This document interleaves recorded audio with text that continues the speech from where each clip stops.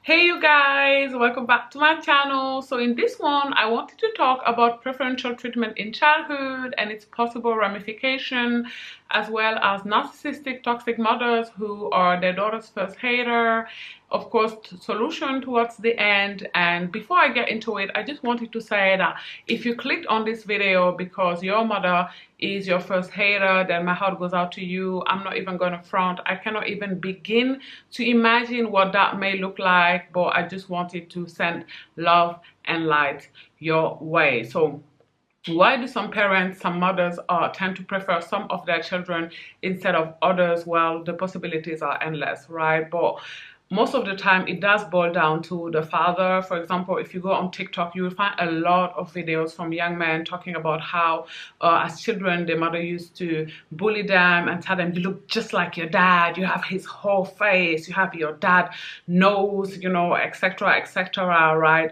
Putting them down, telling them how dark they are, telling them how ugly they are, right? And that is because these mothers are emotionally immature and they cannot make the dissociation between the child, the very child that they carried 9 months in their belly and gave birth to, and the man who fathered that child, the man who seed fathered that child. So sometimes some mothers will dislike some of their kids because they dislike his father. Sometimes also some women will dislike some of their kids because of the life they lived with said child. So let's say, for example, that you clicked on this video because your sister hates you and you don't know why. Well, it could be maybe that your mom really struggled with your sister, right? Maybe she had her young, so she had to leave school, let's say at 16, right?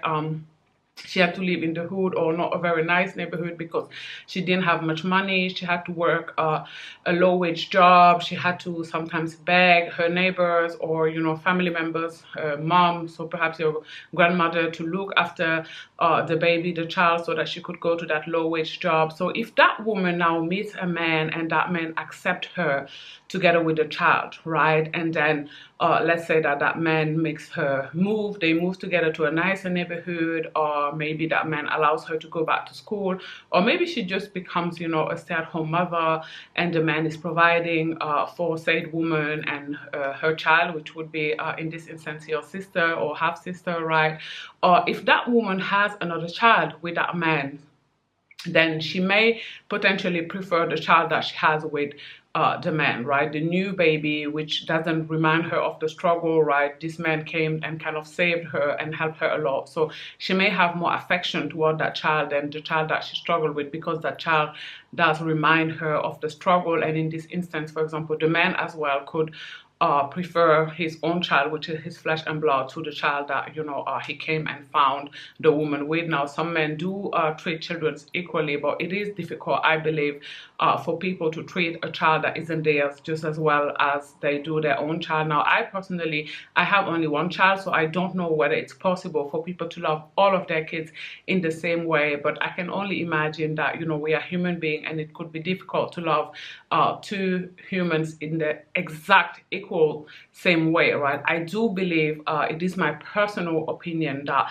most parents do have a favorite child. Now, hopefully, you know, most parents can not show it too much, but, you know, for some parents it is so obvious, you know, there's nothing they can do, that everyone knows this is their favorite child. Now, some women also tend to prefer children based on pregnancies. Now, I want to say that in this case it would depend on the woman's relationship to pain. So some women will favor or prefer the child with whom the pregnancy was very difficult, because they will see that child as a reward, right? They'll feel like, oh, I worked very hard for this. So they would prefer that child. Let's say maybe they were very sick toward the pregnancy and everything, and then they got their gift, the child, the reward, right? Or some women will prefer the child that, you know, with whom the pregnancy was easy, they didn't suffer at all, right? So these are women, for example, maybe like myself, who despise pain, who have a relationship to pain that is not very positive. So these women can feel like, oh, with this one child I was in so much pain, I suffered so much, you know, everything was difficult with them, whereas with this child everything was easy and breezy. So some of them may have, you know, a slight preference for the child with whom everything was easy. And like I said, some of them with the child with whom, you know, things were a little bit harder.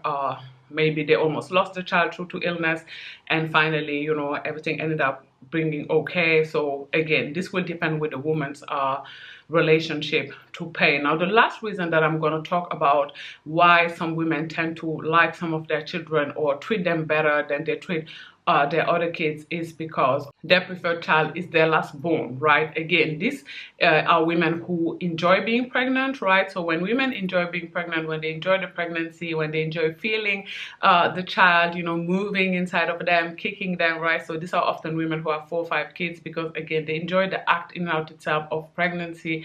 While these women may have a slight preference, usually this preference is very slight for their last born because that's the last time that, you know, they got to carry life, you know, to give birth, to really enjoy being pregnant. Editing to add that some mothers will despise some of their kids because the father of said child or said children put them through a lot. So this could be a man that was physically abusive towards them or verbally abusive, a man that cheated on them, a man that abandoned them, a man that was addicted to crack, a man that ended up going to jail and left them with the kids. So the possibilities are endless, but some mothers will dislike their kids because the relationship with their father was very toxic and abusive and he put them through a lot. So what could be the potential ramification of said act of some women preferring some of their children to others, treating them differently, perhaps being kinder to them, showing more affection, more care towards them, spending a little bit more money on them, buying them nicer things than the other child, maybe sometimes being aggressive, yelling a lot at some of their kids and not others. Well, the possible ramification of that obviously are envy, right? Resentment, bitterness from the child that felt they were treated unfairly to the child that was the favorite. So oftentimes when that happens, when there's preferential treatment in childhood, there tend to be bitterness and resentment and envy between the siblings in adulthood. Now, obviously, this resentment is misplaced. It should go towards the mother, but we know that especially for millennials, it is hard to see your parents as human beings, so as flawed, right? We know that millennials, especially the very religious ones, were raised with, you know, honor the mother and the father, right? So it is easier to dislike or feel resentment toward your sister than it is towards the very person who carried you, gave birth to you, especially, you know, when a lot of shame tactic and mechanism were used in childhood, when you were told you owe your life to, you know, your mother, perhaps you've been to church a lot, etc., etc., right? So if you are in this predicament and your sister is very nasty towards you because she remember how in childhood you were the favorite child, well, I'd say the best thing to do is just to stay away from her. I believe this is the best advice I can give anyone who is going to this with their sister, because oftentimes, you know, nothing good can come out of these situations. Now, if you do not want to stay away from them because you believe, you know, they are your siblings and your flesh and blood, you can try having a conversation with them. Now, I want to caution you here, before you decide to do this, ask yourself, are you dealing with someone who is self-aware? So does your sister oftentimes takes accountability, you know, in her day-to-day life? Let's say, you know, if she were in a DUI, if she was involved, you know, in drinking and driving, would she take accountability, or does she make a lot of excuses for herself, right? If you are dealing with someone who makes a lot of excuses for themselves, even when they engage bad choices, again, I'd say just dead it, you know, stay away from them in family gatherings, you know, engage with them as little as possible and go on about your merry life. Now, again, if you're dealing with someone who is a little bit self-aware, who you believe maybe have been to therapy, maybe you know that for a fact, and you believe is capable of accountability, then you can try talking to them.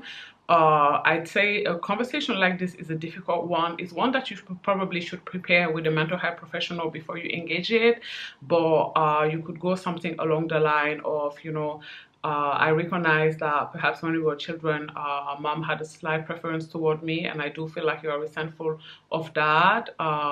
Again, going into this conversation, remember that it may not work, okay? That nothing may come out of it, that maybe your sister is completely going to be a wall and deny and say, no, you know, I don't dislike you because of that. I dislike you because I don't know, whatever reason, right? Because you are mean or bad, or I don't know, right? But understand that it may bring the relationship somewhere, or it may bring it nowhere. I would say in most cases it's not going to help, it's not going to move the needle at all. But so prepare for that as well with the mental health professional. Prepare with saying your piece, but knowing that, you know, your peace offering may be accepted or not. So prepare for your sister not being interested in hearing whatever you have to say.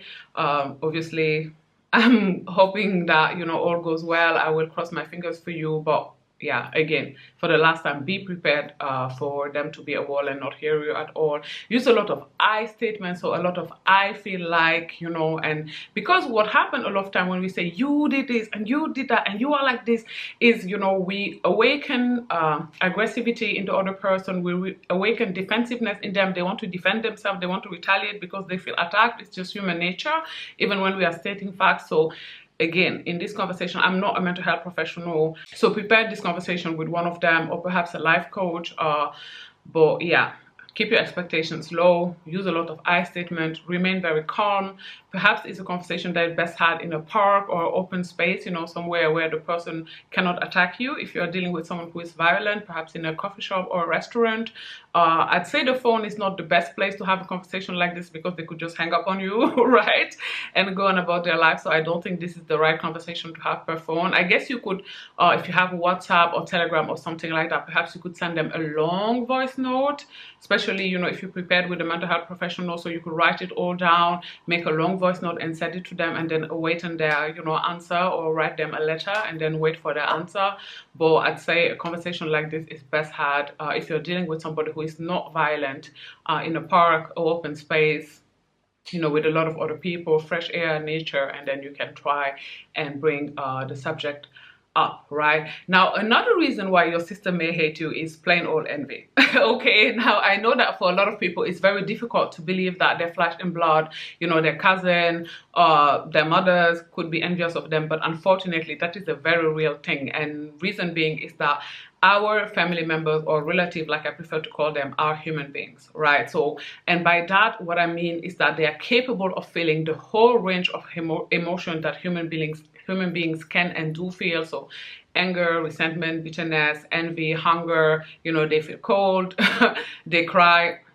They're human. I'm not saying this in order to justify, you know, the envy that your sister or your mate or mother may have towards you. I'm just saying this, stating fact. You know, I think that children, so age 6 to 8, do not view their parents, their mother, their dad as full-blown human beings, right? Because these people are their caretakers, because they provide a home for them and food and shelter. So they tend to view their parents as, you know, supernatural. We see this with young boys a lot, right? If you do anything to them, they're like, I'm gonna tell my dad, because they view their dad as Superman, and they believe, you know, their dad is gonna retaliate against you if you do anything to them. And little girls also view their moms as knowing everything. I know that this is something that I'm very conscious about telling my daughter all the time, you know, how I don't know everything, how I'm just, you know, how adults in general don't know everything, how I'm just, you know, figuring it out as I go, and other adult as well. So, but it seems to me like because we have so many adults in children's bodies, a lot of people have not grown to realize that their parents are just human, okay, that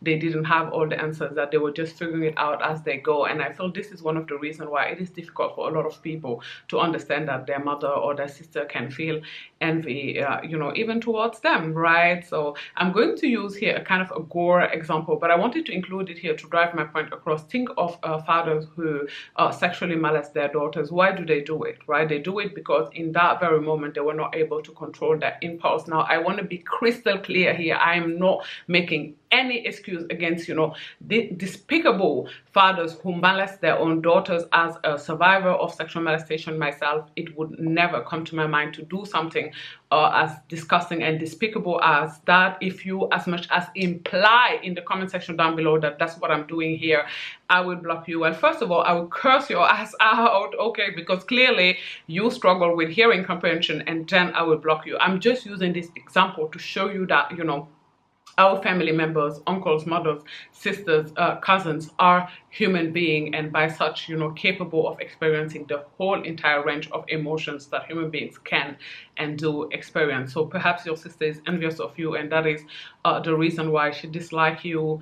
Again, in this case, the best solution is to stay away from her. I think it's especially important to stay away from her. You know that on this channel we talk a lot about envy and the importance of staying away from envious people, because they can, you know, and will end your life in a lot of instances. So if, you know, this is what you're dealing with when it comes to your sister, I say just stay away from her, right? So this envy can come from, like we said before, preferential treatment in childhood.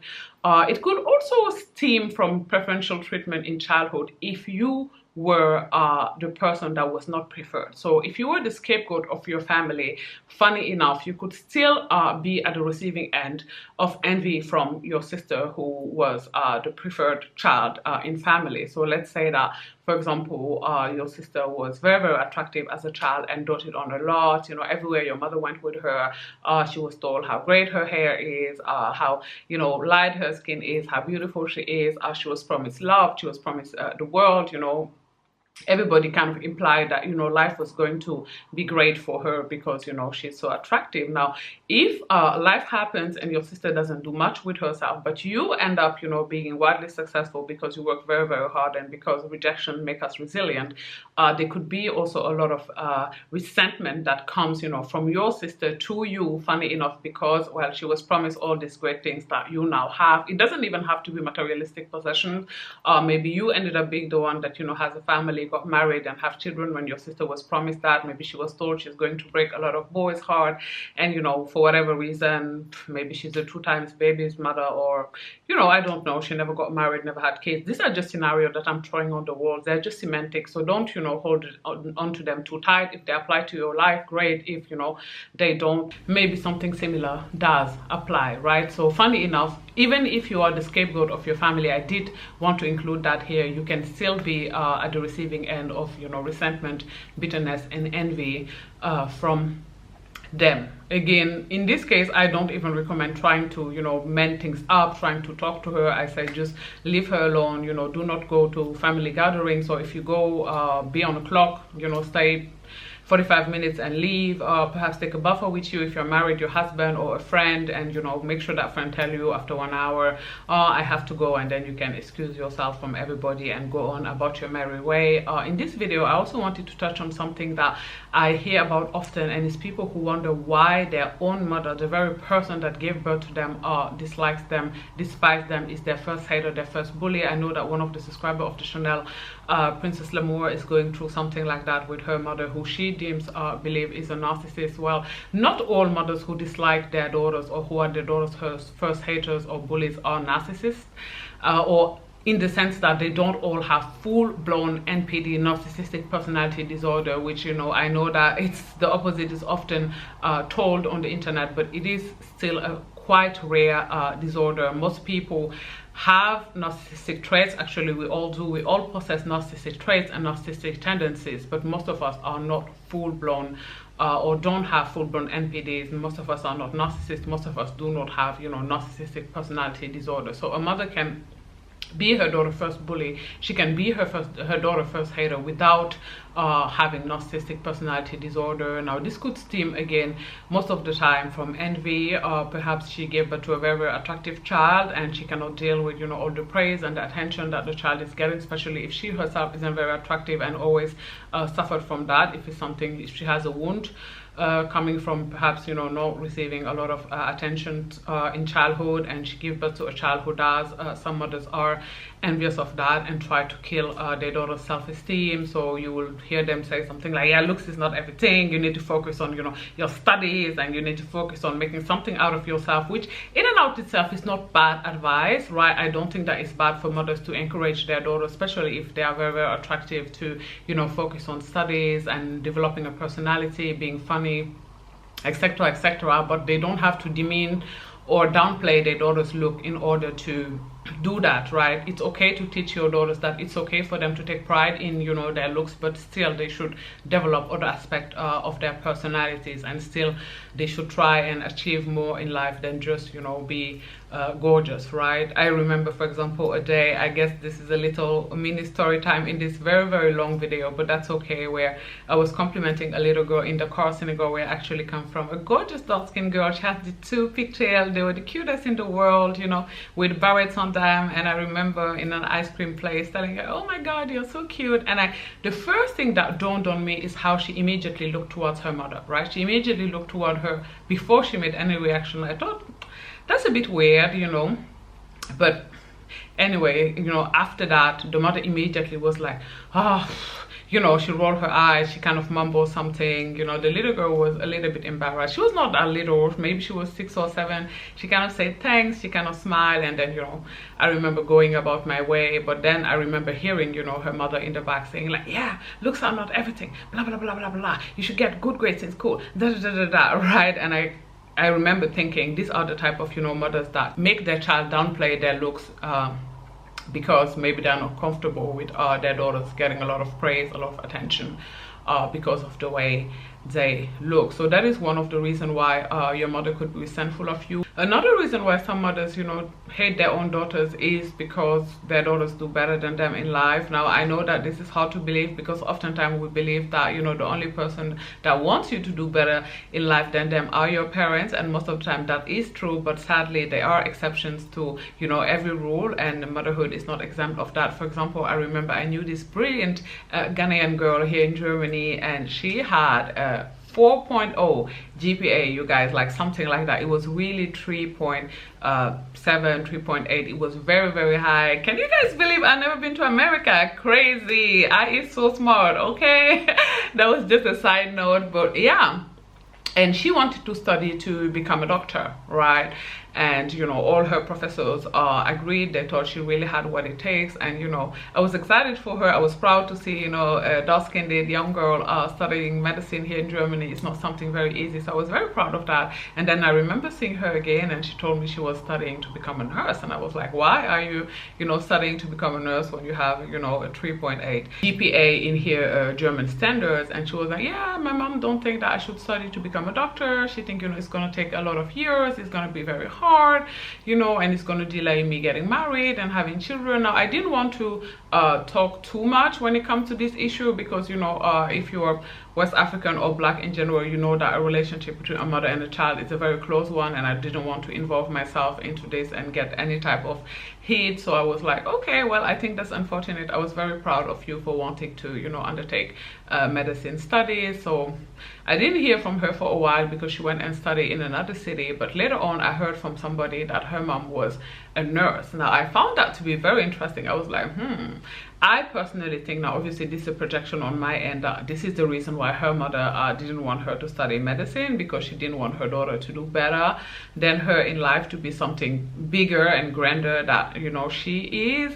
But anyways, this story ended up working out great, because she did end up studying to become a doctor. One of her professors, who was one of the person who was in charge of the nursing program, you know, saw her gift and her talent and was like, no ma'am, you know, this is not what's going to happen. You are going to study to be a doctor indeed, because, you know, he asked her, it was in your file that you wanted to pursue medicine, so why did you downgrade? And they had a conversation about it, and this person was like, no ma'am, you're not going to do this for marriage, for men, for children. You are going to study to become a doctor. So she is right now currently studying in another city to be a doctor, and I couldn't be prouder and happier for her. So some mothers are, you know, envious of the fact that their daughters go on to be bigger and better than them, to do grander things with their lives. Some mothers also feel like, you know, they couldn't go that far in life because of motherhood, and when they see their children thrive or not, can still be resentful. So this is the case, for example,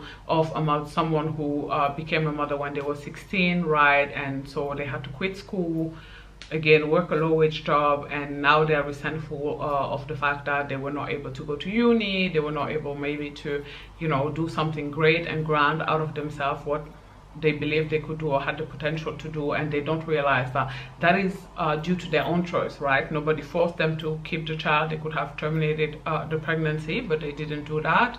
So some of them will be resentful, you know, of their child, and feel like, you know, they didn't go as far as they could have gone in life because of the child. So that is something that sadly I see happen sometimes. edited again. Sorry guys, I'm a bit hangover today, lol. To add that some mothers despise their daughters because they are male identified. Okay, some mothers just prefer their boy child. We know that this is a very real thing in the black community. Unfortunately, you know that some mothers tend to cuddle their son a lot and hate on their daughters, you know, make their daughters do their son's chores. We know this is a real thing. You can find a lot of témoignages about this on X, formerly Twitter, or on TikTok. Now, thank God, I want to say that I still believe it is my lived experience that mothers being their daughter's first bully and first hater still is something that is quite rare. Most mothers are still, you know, maybe not excellent mothers or the best mothers in the world, but I believe most mothers do not, you know, hate their offspring or their own child. All in all, these are the reasons that I personally have noticed why sometimes, you know, there is beef in families. Sometimes there is a dislike between siblings. If you know of anyone else, I would be grateful and appreciative of you for sharing it in the comment section down below so that the community can benefit. Do not forget to like this video if you find it to be helpful in any way, shape or form. I'm grateful and appreciative of you. Do not forget to subscribe to my channel as well. Thanks for watching. Bye guys. Mwah.